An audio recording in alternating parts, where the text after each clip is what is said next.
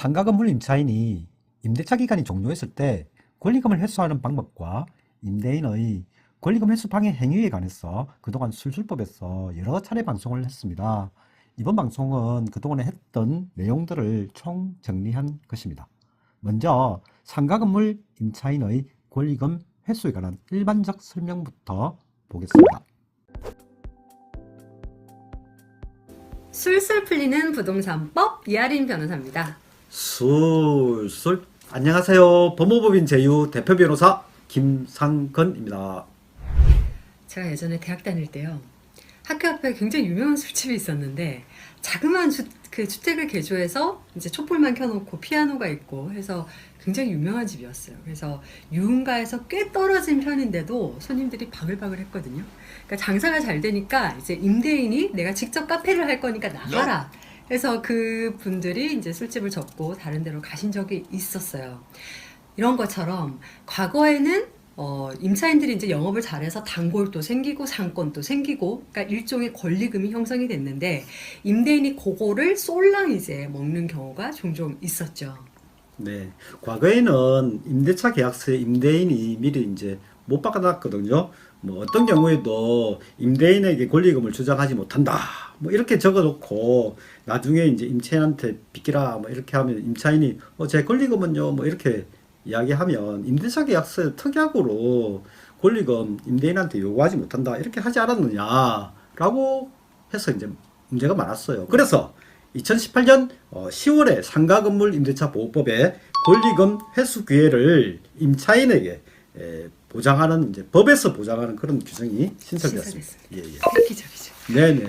임차인이 권리금을 받으려면요, 다른 임차인을 구해와야 되는데 본인들끼리 권리금을 주고받겠다고 백날 이야기를 해도 집주인이 임대를 해줘야 가능한 거지 않습니까? 그래서 이 신설 규정은요, 임차인이 이제 새로 그러니까 임차 들어올 사람을 이제 주선해 오면 그 사람이랑 임대차 계약을 체결해 줘야 한다라고 정하고 있습니다. 네, 임차인은 임대차 계약이 끝나기 6개월 전부터 임대차 종료 시까지 새로 임대차 하려는 임차인을 데리고 오면요, 임대인은 임차인이 데리고 온 그 임대차 계약하려는 사람하고 계약을 체결해야 합니다. 네. 그래서 임대인이 내가 직접 영업할 건데 나 이 사람이랑 계약 안 할 건데 라고 할 수가 없고요. 다만 임대인이 1년 6개월 이상을 영리 목적이 아닌 것으로 이 상가를 이용할 때만 거절할 수 있다라고 법이 적어 놓고 있습니다. 예, 만약에 임차인이 권리금 회수를 하려는 것을 임대인이 방해하면요, 임차인에게 발생한 손해를 배상해야 되는데요. 그 손해액은 이제 적정한 권리금이 되겠죠. 법원에서 적정한 권리금이 얼마인지 감정을 통해서 정하게 됩니다. 만약에 그 상가 건물 임대차 계약서를 적을 때 미리 또 적는 거예요. 어떤 경우에도 권리금 달라고 임대인한테 주장 못한다. 요런 게 있어도요, 여러분, 상가 건물 임대차 보호법은 누구를 위한 법이냐? 네, 임차인을 위한 거죠. 네, 그래서 임차인한테 불리한 것은 무효가 됩니다. 그래서 상가 건물 임대차 보호법에서 권리금 회수 기회 보장했으니까요, 그걸 뺏는 특약은 무효가 됩니다. 그리고 중요한 대법원 판례가 있는데요. 상가 건물에 대해서 10년 동안 계약갱신 요구를 다 써버렸어. 그래서 이제 더 이상 계약갱신을 요구하지 못한다 하더라도 그런 분이라더라도 새로 임차인을 주선해 오는 경우에는 임대인은 임차인이 권리금을 회수할 수 있도록 신규 임차인과 임대차 계약을 체결해 줘야 합니다. 즉 이제 상가 건물을 10년 동안 빌려서 사용해서 더 이상 계약 갱신을 할 수 없다 하더라도 권리금은 여전히 회수할 수 있다는 그런 얘기가 되겠습니다. 네, 그리고 이 권리금 이제 받을 수 있다 하더라라는 걸 간혹 임대인한테 직접 권리금 달라라고 요구할 수 있는 것으로 착각하는 경우가 있는데요. 내가 신규 임차인을 구해 왔을 때, 권리금을 주겠다는 임차인을 구해 왔을 때 임대인한테 방해를 하지 말라는 거지, 임대인한테 권리금을 주소라고 할 수는 없는 겁니다. 그런데 문제가 이제 있는데, 상가 건물 계약 갱신을 할 때는 보증금 월세를 연 5% 이상 이제 인상하지 못하도록 그렇게 규정하고 있지만, 임차인이 나가고 새로운 임차인과 새로 계약을 체결할 때는 보증금 월세를 연 5% 정액한다는 그 규정이 적용되지 않거든요. 그래서 임차인이 이제 새로 임대차를 이제 사람을 데리고 왔는데 임대인이 새로 이제 계약 체결하는 임차인에게 보증금 월세를 기존보다 확 올려서 계약하자고 하면 이제 새로 이제 계약 체결하려는 사람은 예상치 못한 그런 이야기를 듣고 이제 계약을 포기하게 됩니다. 이런 경우는 임대인이 그 임차인의 권리금 회수 기회를 그 방해하는 건가요? 어떤 건가요? 네. 어떤 경우에는 방해한 게 될 건데, 예를 들어서 주변 시세에 비해서 턱도 없이 확 이제 네. 예. 확 올렸다. 그러면 방해행위가 되고요. 주변 시세에 비교했을 때 적정한 금액이다라고 하면 회수 기회를 방해한 게 아니게 되겠죠. 이어서 상가 건물 임차인이 권리금 회수와 관련해서 임대인과 임차인이 모두 아셔야 할 세 가지 쟁점. 첫 번째, 임차인이 임대인에게 신규 임차인을 주선했는지. 두 번째, 3개월치 월세 미납은 없는지. 세 번째, 임대인이 신규 임차인에게 요구하는 월세가 주변 시세에 비해 현저히 높은지에 관해서 살펴보겠습니다.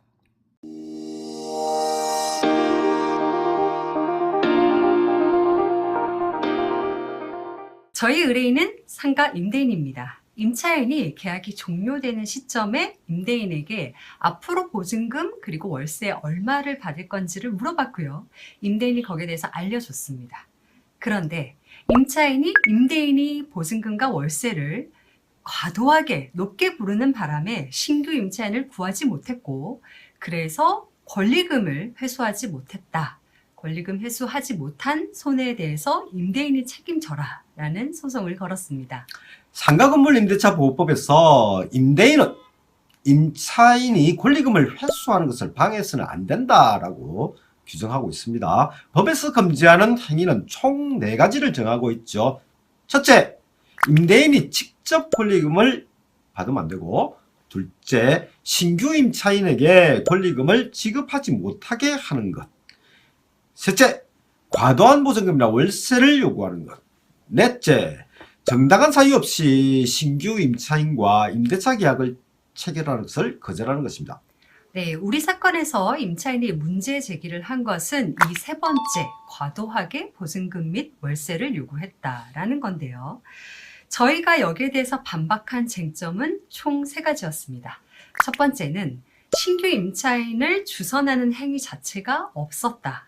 그 두 번째, 권리금을 받기 위해서는 임차인의 미납 월세가 없어야 되는데 이분은 미납 월세가 3기 이상에 달했다.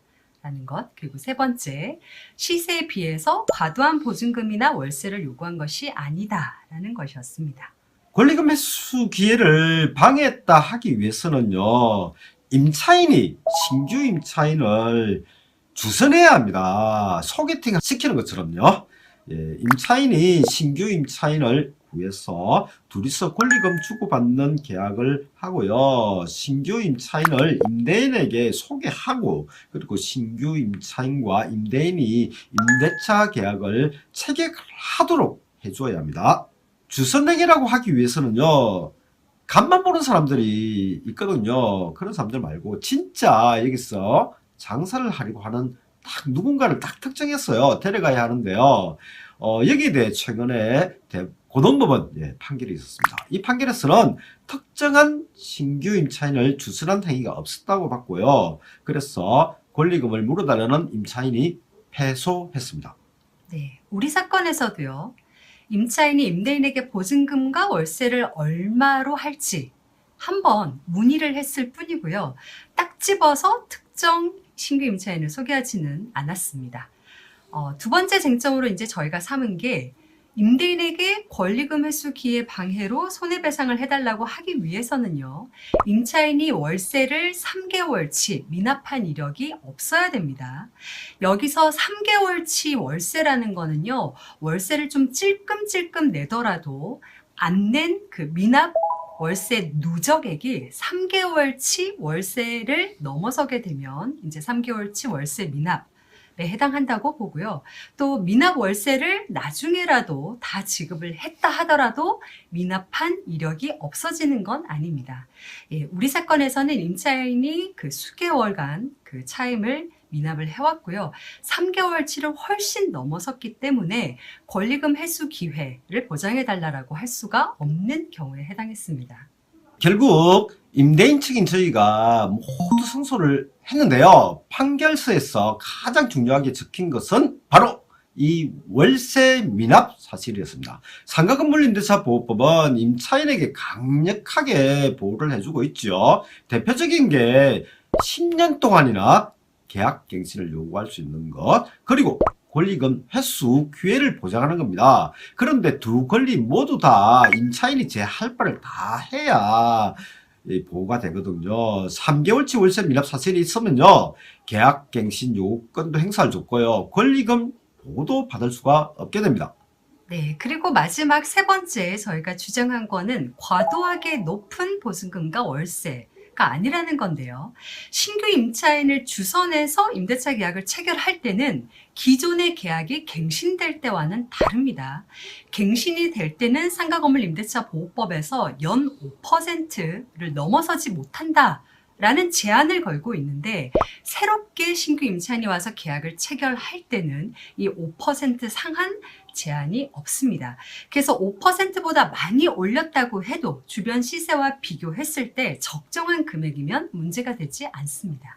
보증금 및 월세가 과도한지 아닌지는 주변 시세를 참고해서 판단하게 되는데, 만약 다툼이 있으면요, 법원을 통해서 적정 금액이 얼마인지 감정하게 됩니다. 그런데 우리 사건에서는 막상 임차인 측에서 과도한 금액인지 여부를 기존에 자기가 내던 보증금과 월세를 기준으로 주장했는데요. 코로나 때문에 보증금이나 월세를 깎아주는 경우가 종종 있는데, 이 기존 보증금 차임이 시세라고 볼 수는 없습니다. 네, 상가 임대차에서 요즘 권리금 사건이 종종 있는데요. 오늘 사건은 권리금 회수 기회의 그 주요한 쟁점 세 가지가 다 들어있는 사건입니다. 세 가지 포인트 잘 기억해 주시면 되겠습니다. 이어서 임차인의 신규 임차인 주선이 무엇인지, 그리고 주선할 수 있는 기간은 어떻게 되는지, 그리고 주선은 어떻게 해야 하는지에 관해서 자세히 살펴보겠습니다. 일단 기본적으로 이 신규 임차인을 주선할 수 있는 기간 제한이 딱 있잖아요. 그게 계약 종료 시로부터 6개월 전부터 종료 시까지인 거고, 간혹가다 이제 저희한테 상담을 주시는 분들 중에서는 계약 기간 중인데 본인이 나가고 싶어서 이럴 때 내가 주선할 수 있냐라고 물어보시는데, 끝나기 6개월 전부터만 이제 주선이 가능하다는 거고, 또 간혹 이런 분들도 계시더라고요. 자기는 신규 임차인을 못 구했어요. 그래서 그냥 나갔는데 임대인이 수완 좋게 구하면서 권리금을 임대인이 받은 거예요. 그러니까 이제 그거 내가 달라고 할 수 없냐 이렇게 문의를 주시더라고요. 그러면 만약에 뭐 시설물에 대한 거를 공짜로 막 그 사람이 돈을 받은 거면 부당이득 반환 여부가 있을 수는 있을 것 같은데, 그게 아니고 권리금을 통으로 나한테 달라라는 거는 안 된다, 이렇게 안내를 또 해드렸거든요. 그러니까 그 임차인은 계약 기간 끝나고 신규 임차인 못 구한 상태에 나갔더니 임대인이 수완 좋게 이제 구한 거잖아요. 그래서 제가 말씀드리고 싶은 거는 기간 제한이 있다. 그리고 실제로 내가 신규 임차인을 주선했어야 한다. 요 두 가지 조건은 이제 임차인들이 권리금 회수할 때 반드시 체크해 보셔야 되는 포인트죠. 권리금과 관련해서 지금 상담들이 많이 들어오는데, 그동안 상담했던 걸 제가 쭉 생각해 보면 제일 중요한 거는 이제 권리금 계약서 작성하는 거, 그리고 마무리하는 거. 마무리할 때는 아까 말씀하셨듯이 권리금 회수를 위해서 주선할 수 있는 기간, 계약 기간 만료 6개월 전부터 종료 시까지 전체 경과를 마무리해서 딱 잘 정리한 내용 증명을 마지막에 보내야 소송하는데 입증에 있어서 꼭 필요할 것. 상가권리금 여전히 문제가 많이 되고 있는데요. 전문 한번 짚어보고 바로 네. 오늘의 주제, 신규 임차인 주선행위 구체적으로 어떻게 해야 되는지 볼까요? 네. 상가건물 임대차 보호법은요, 임차인이 신규 임차인으로부터 권리금 회수할 수 있는 기회를 임대인아 방해 좀 하지 마라 라고 정하고 있는데요.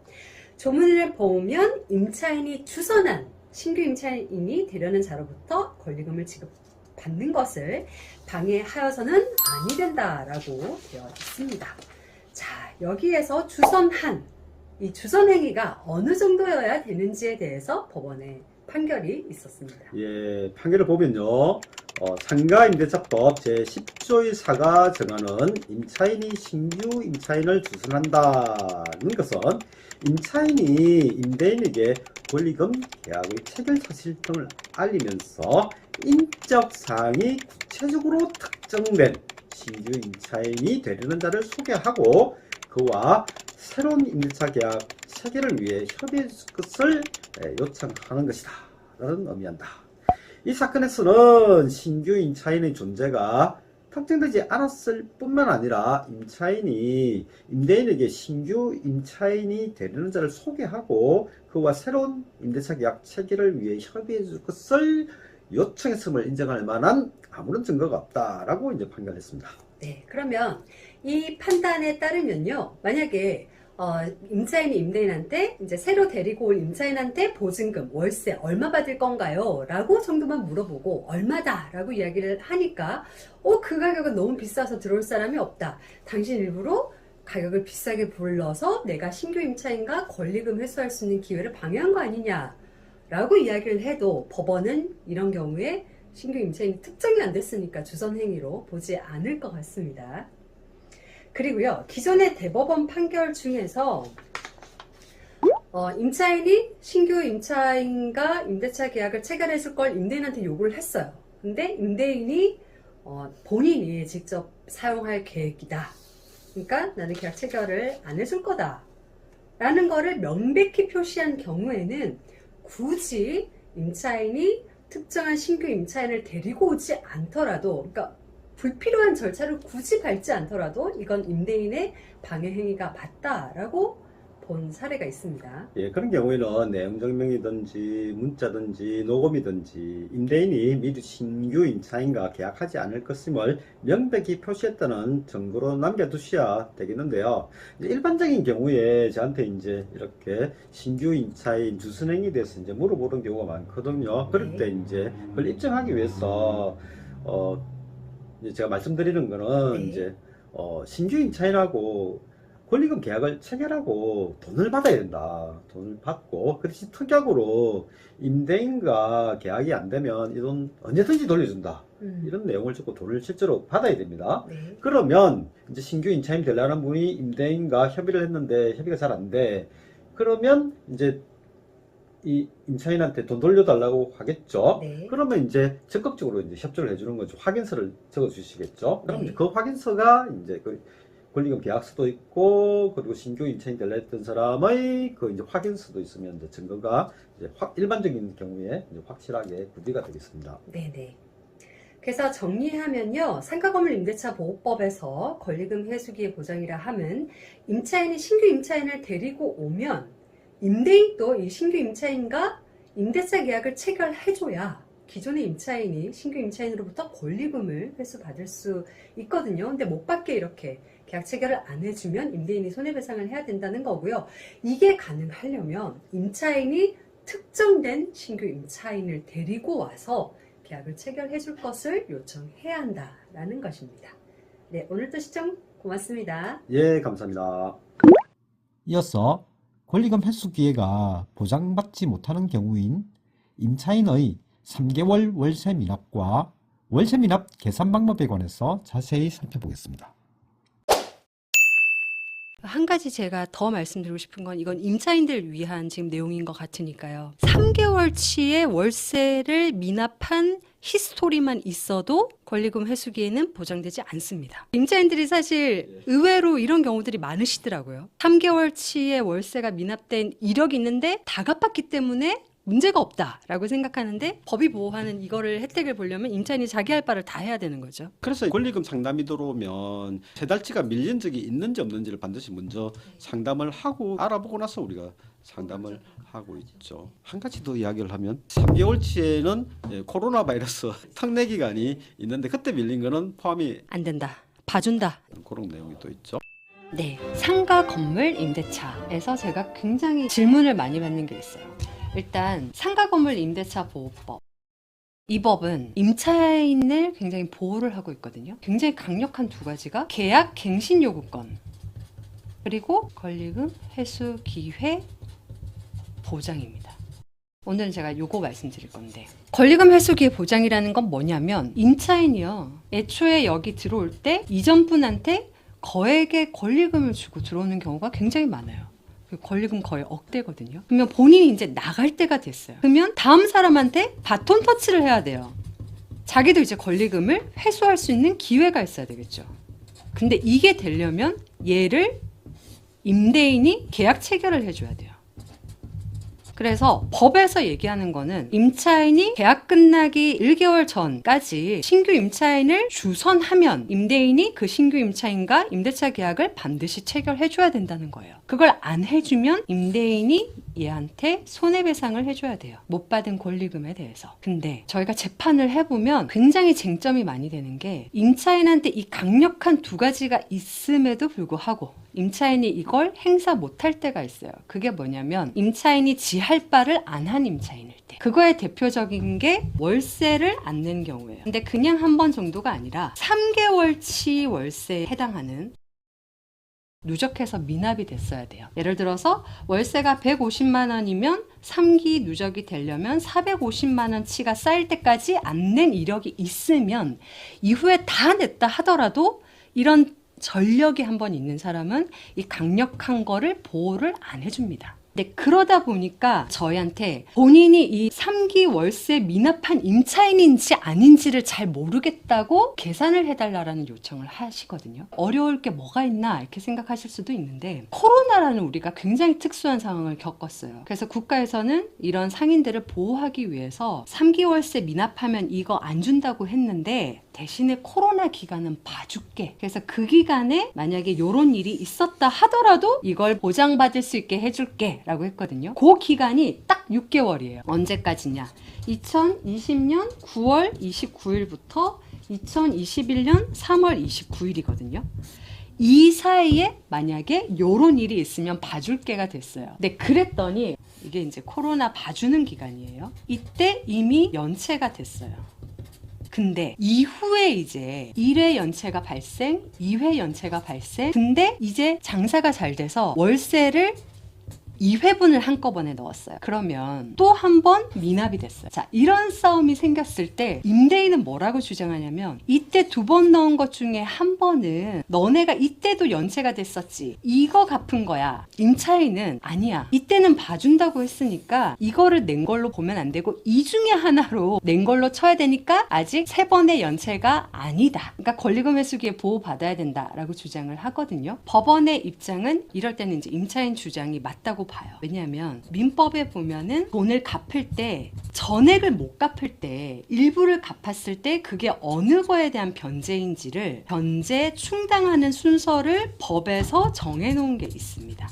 채무자한테 이득이 되는 순서로 봐주자라는 게 있거든요. 그러니까 임차인한테 이득이 되는 걸로 봐줘야 되니까 요 기간에는 어차피 지금 미납이 있다 하더라도 이때가 이제 한번 갚아진 걸로 보면 임차인한테 훨씬 유리해지거든요. 갚아진 걸로 봐서 아직 이 사람은 삼진아웃을 안 당한 걸로 봐서 권리금 회수 기회를 보장할 수 있다. 이렇게 계산을 하고 있습니다. 이어서 상가 임차인이 권리금 소송을 하려면 필요한 권리금 계약서 내용 증명에 관해서 자세히 살펴보겠습니다. 권리금에 있어서 결국은 신규 임차인을 구해가지고 주선을 했는데 임대인이 높은 월세를 제시해서 계약이 안 됐다. 계약 기간 다 끝났고 새로운 임차인은 전혀 구해지지 않는다면 결국은 임차인은 권리금 못 받고 이제 나가야 되는 상황인데 그러면 임대인한테 이제 권리금을 방해했으니까 네가 손해배상을 해야 된다 이렇게 이제 해야 되지 않습니까? 그럴 때 구체적으로 어떤 게 필요할 거냐 하는 건데 원래는 권리금을 청구하려면 신규 임차인을 주선해야 되고 그런데 임대인이 월세를 높이 제시해가지고 계약이 안 됐다.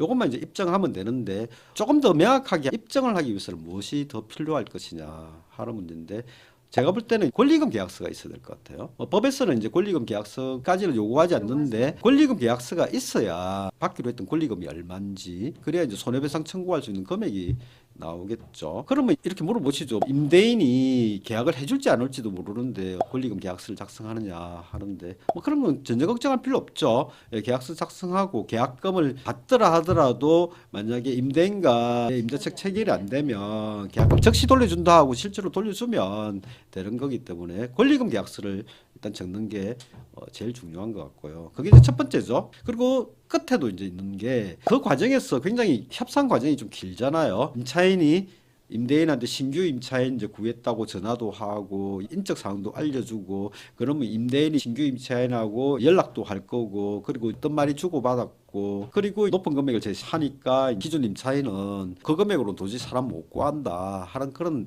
내용들을 통화 내역이나 이런 걸 쭉 하면 이 양이 너무 많고 정리가 안 되거든요. 그래서 마무리로 뭔가 내용 증명 같은 거 임차인이 보내야 될 것 같아요. 여태까지 있었던 일들을 네, 다 기록을 하는. 상세하게 이렇게 딱 정리를 하는 내용 증명을 마지막으로 보내는 게 권리금 소송에 있어서 마무리하는 그런 게 되지 않을까 그렇게 생각이 드는데 이상으로 상가 건물 임차인의 권리금 횟수에 관해서 총 정리했는데요.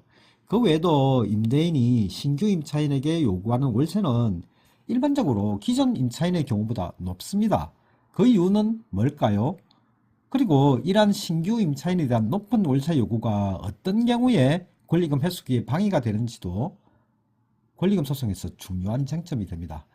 이건 따로 정리해서 관련 영상으로 올리니까요. 이것까지 보시면 상가 임차인의 권리금에 관한 내용은 거의 다 아실 수 있겠습니다. 시청 감사합니다.